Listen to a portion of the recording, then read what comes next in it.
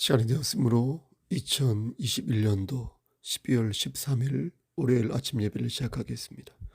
다 같이 주의 기도로 예배를 시작하겠습니다. 하늘에 계신 우리 아버지여, 이름이 거룩히 여김을 받으시오며 나라의 마옵시며 뜻이 하늘에서 이루어진 것 같이 땅에서도 이루어지이다. 오늘날 우리에게 일용할 양식을 주시옵고 우리가 우리에게 죄진 자를 사하여 준 것 같이 우리의 죄를 사하여 주시옵고 우리를 시험에 들게 하지 마시옵고 다만 악에서 구하옵소서. 나라와 권세와 영광이 아버지께 영원히 있사옵나이다. 아멘. 사랑과 은혜가 풍성하신 하나님 아버지, 하나님의 크신 사랑을 진심으로 감사드립니다.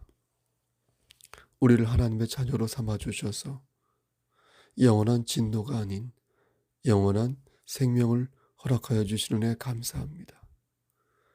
오늘도 예배로 하루를 열었으니 오늘도 성령 충만한 하루가 될 수 있도록 우리를 지켜주시옵소서.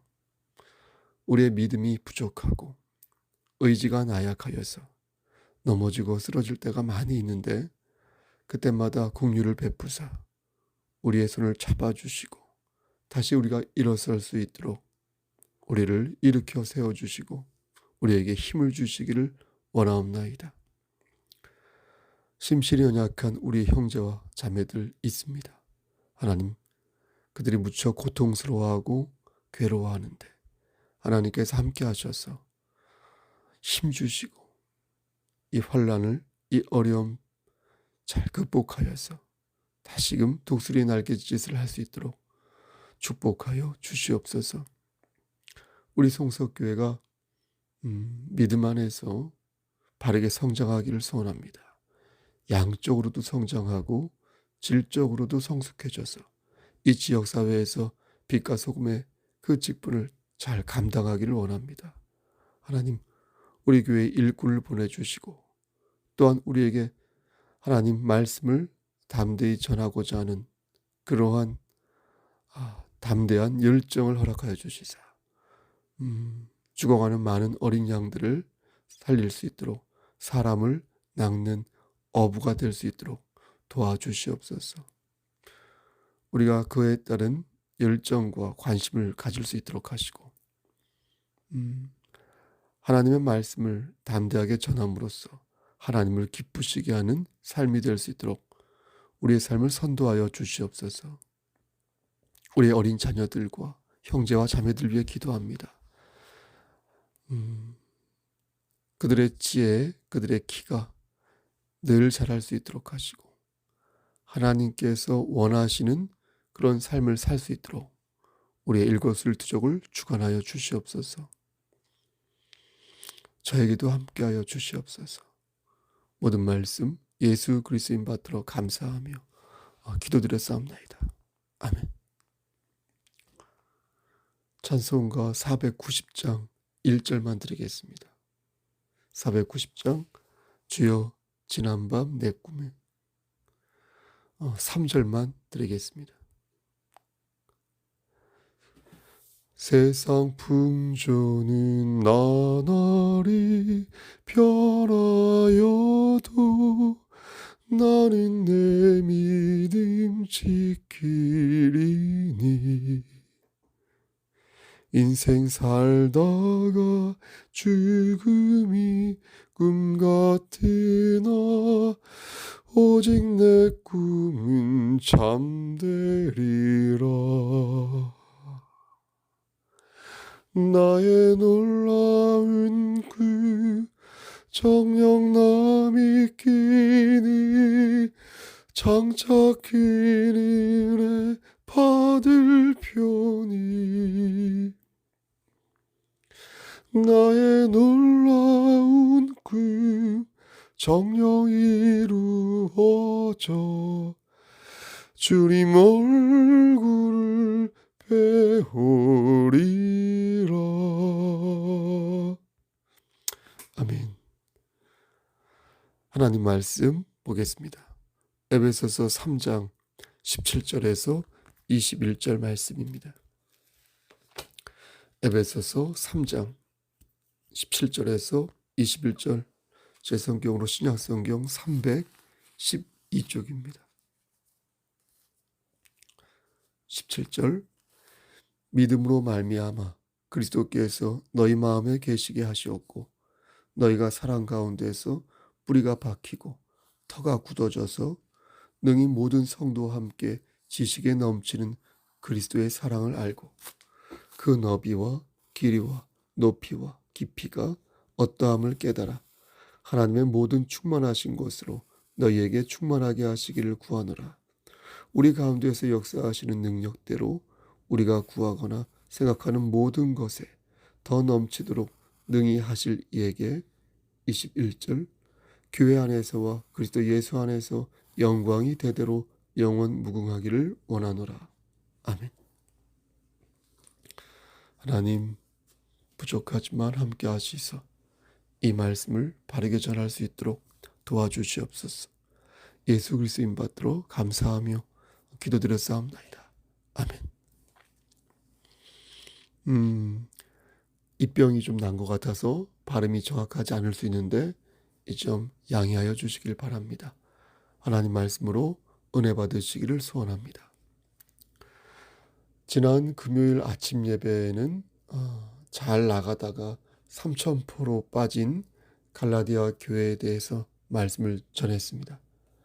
내가 내 몸을 쳐 복종하게 함은 내가 남에게 전파한 후에 자신이 도리어 버림을 당할까 두려워함이노라 라고 말씀하면서 나의 확신이 나를 구원하는 것이 아니라 하나님의 사랑이 나를 구원하는 것이라고 말씀드렸습니다. 오늘은 에베소 교회를 향한 하나님의 말씀을 전하도록 하겠습니다. 사도 바울은 에베소 교회에 각별한 마음을 가지고 있었습니다. 에베소 지역은 아데미라는 여신을 숭배하던 곳으로 유명한 곳이었습니다. 이걸 1, 2년 숭배한 게 아니라 BC 11세기 경부터 이렇게 했으니까 거의 1000년 정도 되겠죠. 1000년 넘게 대대로 아데미를 숭배한 그런 도시였습니다. 에베소 교회가요. 에베소 지역이요. 아데미를 믿었다는 것은 제우스를 믿었다는 것이고 제우스를 믿었다는 것은 하나의 신이 아니라 그러니까 고대 그리스의 여러 신을 믿었다는 것을 의미합니다. 보통 여러 신을 믿게 되면 생각이 자유분방해지고요. 향락적이게 됩니다. 왜냐하면 그에 따른 문화와 풍속 또한 딸려오기 때문에 그렇습니다. 이러한 생활이 오랜 시간을 거치게 되면 그러한 기조가 하나의 문화가 되고 역사가 됩니다. 그렇죠? 따라서 이것을 지우려면 더 크고 강한 무언가가 이렇게 와야 하는데 사실 인간사에 있어서 이것은 불가능에 가깝다 하겠습니다. 그런데 이런 곳에 교회가 세워지고 이방 문화를 극복할 수 있었던 것은 전적으로 하나님의 역사가 있었기에 가능했던 것입니다. 하지만 하나님의 역사 역시 사람이란 도구가 사용되어지기에 여기에 성화의 과정이 있는 것이고 또 오랜 시간과 노력이 필요한 것입니다.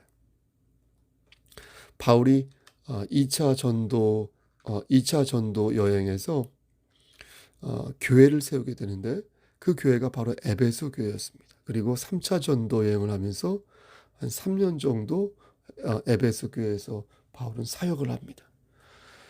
따라서 바울에게 있어서 에베소 교회는 그 어느 교회보다도 각별하고 의미 있는 교회라 하겠습니다.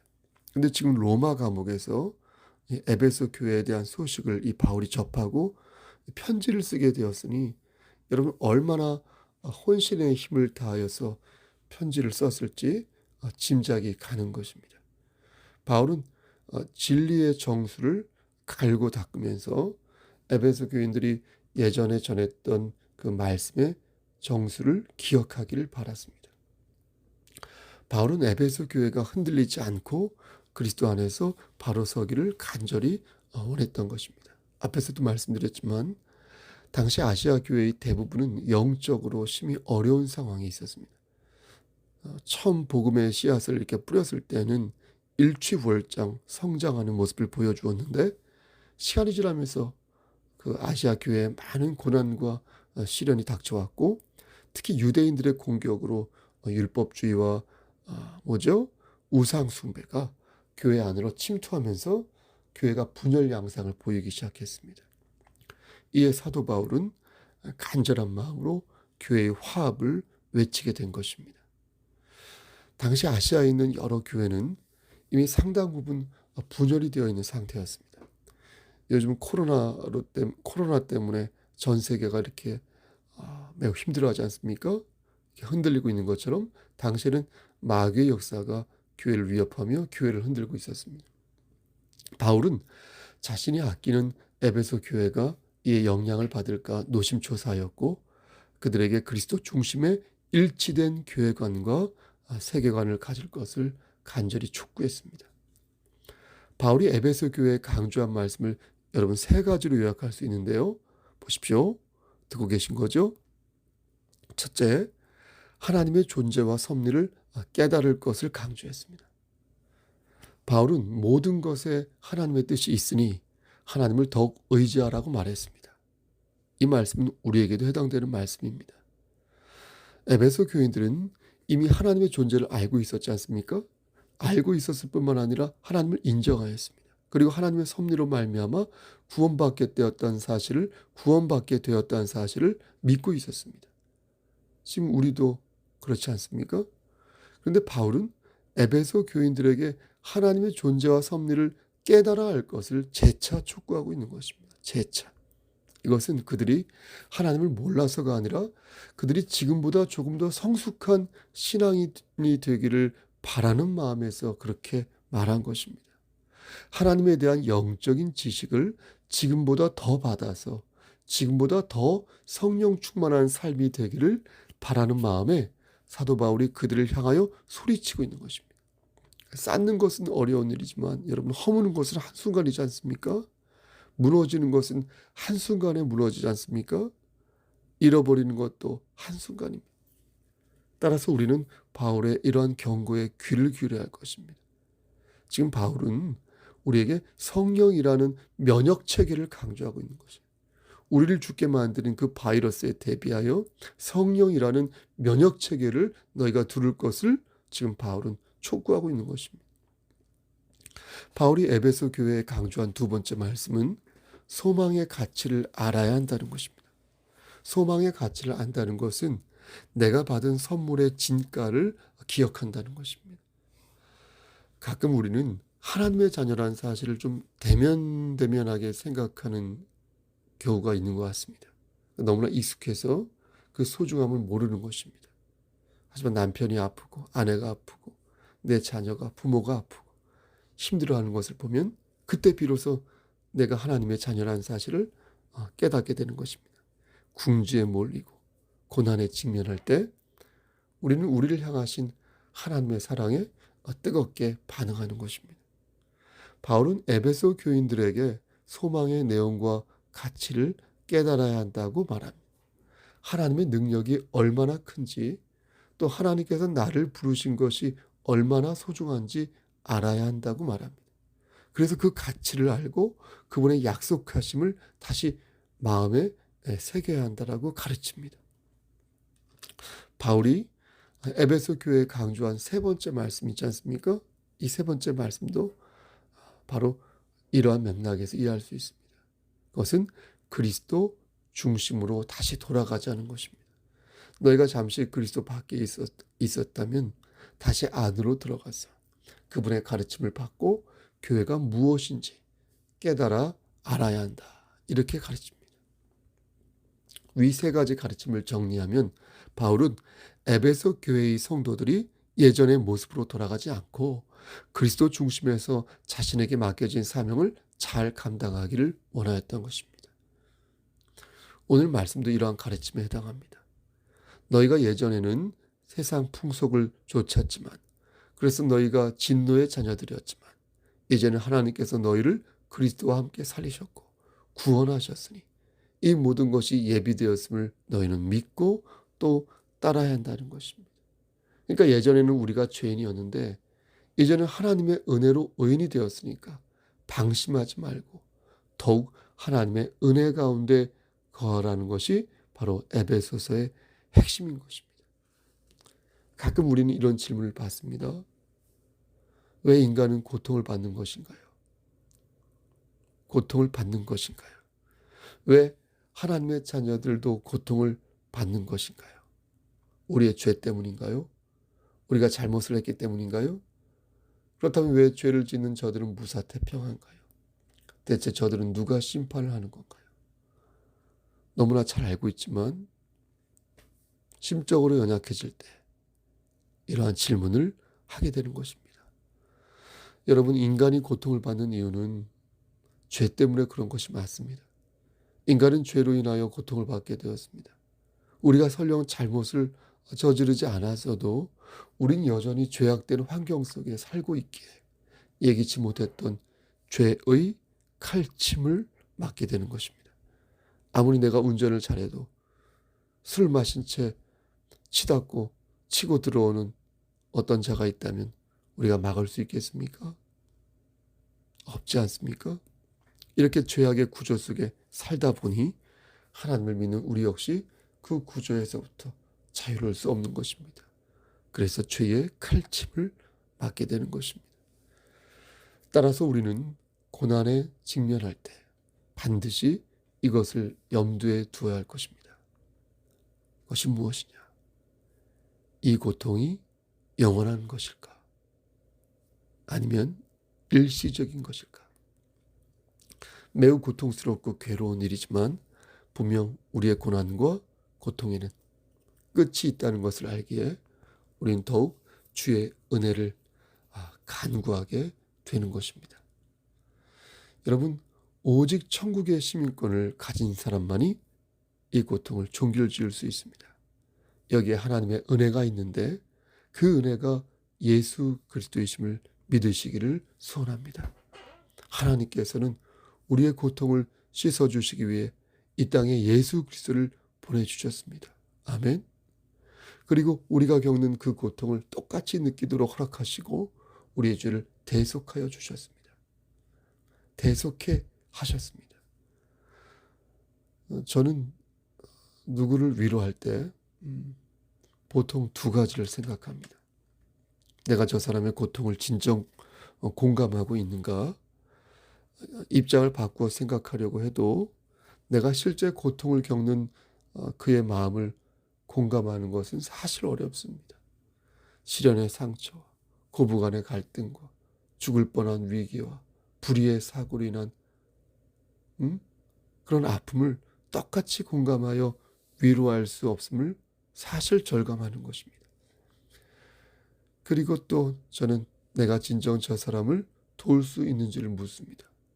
100%는 아니더라도 함께 슬퍼하고 함께 분노할 수도 있지만 그의 문제를 해결해 줄 수 있는지 물을 때에 더욱 한계를 느끼는 것입니다.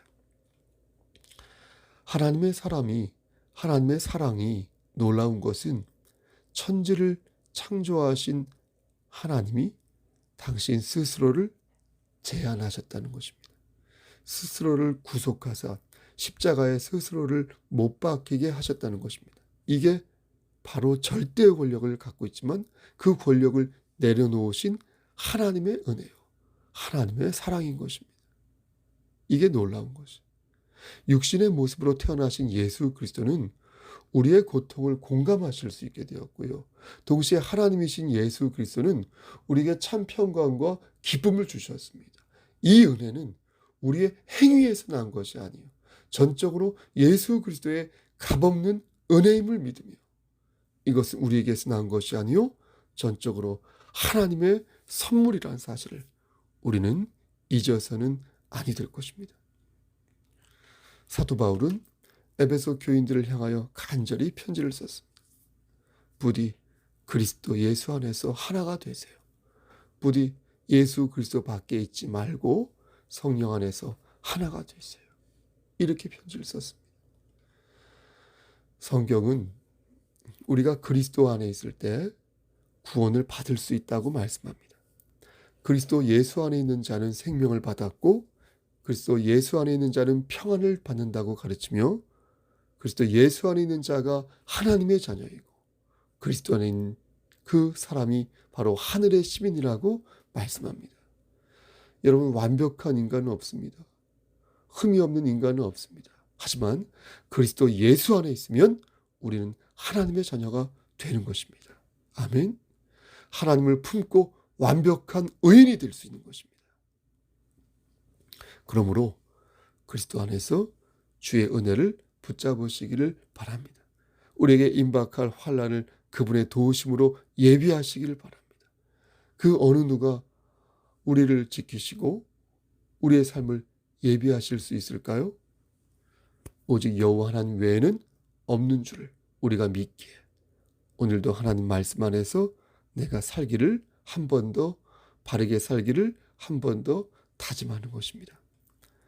여러분, 주는 우리의 요새시요 환난 날에 피할 수 있는 피난처이십니다. 부디 오늘도 예수 안에서 함께 지어져가는 아름다운 교회 되시기를 우리를 죄에서 구속하여 주신 주 예수 그리스도의 이름 받들어 간절히 축원합니다. 아멘. 이제는 우리를 죄에서 구속하여 주신 우리 구주 예수 그리스도의 은혜와 아버지 하나님의 만극하신 그 사랑하심과 성령 하나님의 교통하시고 인도하시는 모든 역사하심이 우리의 요새시요 우리의 피난처 되시는 여호와 하나님 안에서 오늘도 살아 숨쉬기를 소원하는 여기 모인 성도와 그들의 가정과 이 재단과 이 나라 위에 하나님의 사랑하심 세 세트로 함께 계실지어다. 아멘. 예배를 마쳤습니다. 여러분, 오늘 하루 무슨 일 있으면 연락 주시고요. 또 건강 유의하시길 바랍니다. 기도 제목이 있으면 말씀해 주시길 바랍니다. 여러분, 성탄절이 얼마 남지 않았습니다.